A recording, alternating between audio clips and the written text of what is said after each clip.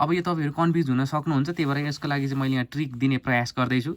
अब यो diagrammatic method, डायग्रामेटिकको spelling तपाईँहरूको बुकमा एउटा मात्र यहाँ दिएको होला, तर करेक्ट चाहिँ दुईटै यहाँ भएकोलाई करेक्ट मानिन्छ, त्यही भएर मैले यही लेखेको छु। अब डायग्रामेटिक मेथड भनेको आफैमा डायग्राम छ कि छैन, आफैमा डायग्राम छ, यो त झुकिने कुरै छैन। डायग्रामेटिक मेथड भयो, सेटको नाम दिने, गोलो खालको दिने। किन गोले खालको दिने भन्दाखेरि पछि तपाईँहरू ठुलो ठुलो क्लास पुगेपछि यो भेन डायग्रामको कुराहरू नि आउँछ, त्यहाँ चाहिँ यो गोलै बनाइन्छ क्या, त्यही भएर गोले खालको बनाएको। अर्को भनेको डिस्क्रिप्सन मेथड, यो पनि सजिलो छ। डिस्क्रिप्सन मेथड भनेको डिस्क्राइब गरेको के, डिस्क्राइब गरेको मतलब सेन्टेन्समा डिस्क्राइब गरेको छ।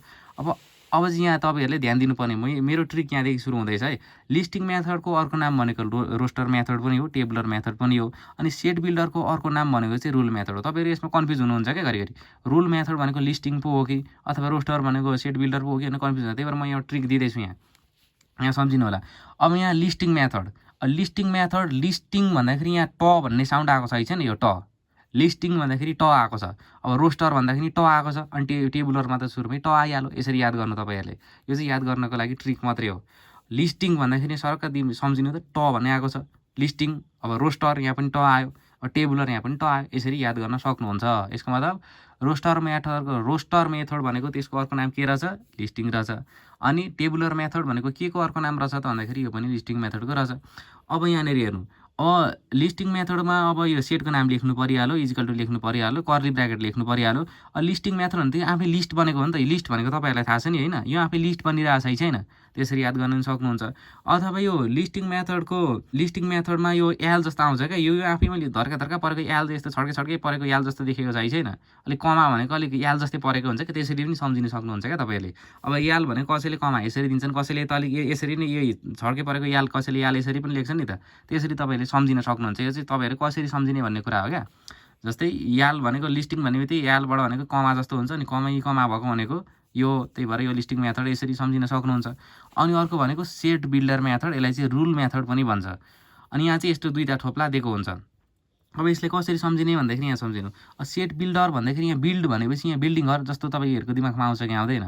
बिल्डिङ घर भनेको त एकदम ठुलो हुन्छ त्यहाँ, हो कि होइन? बिल्डिङ घर भनेको एकदम ठुलो हुन्छ।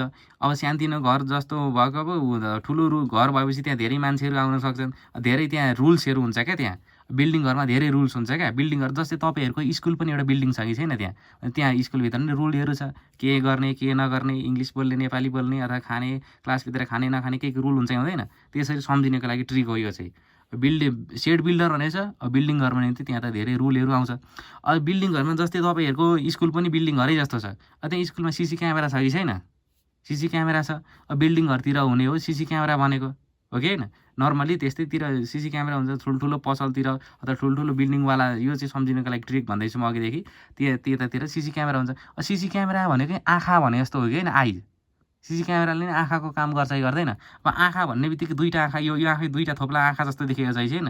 हो, यसरी सम्झिन सक्नुहुन्छ तपाईँहरूले। यो जस्तै सिसी क्यामेरा भनेको चाहिँ दुईवटा आँखा जस्तो देखियो, त्यही भएर यस्तो दुईवटा थोप्ला भएको भनेको सेट बिल्डर मेथड भयो। कुरा क्लियर छ। अनि यहाँ लेस देन 5 भनेर त अघि मैले भनेको छँदैछु। लिस्टिङ भनेको त्यही ट आएको छ, रोस्टर टेबुलर कुरा भइहाल्यो। अनि एलबाट कमा दिएको भनेको लिस्टिङ मेथड।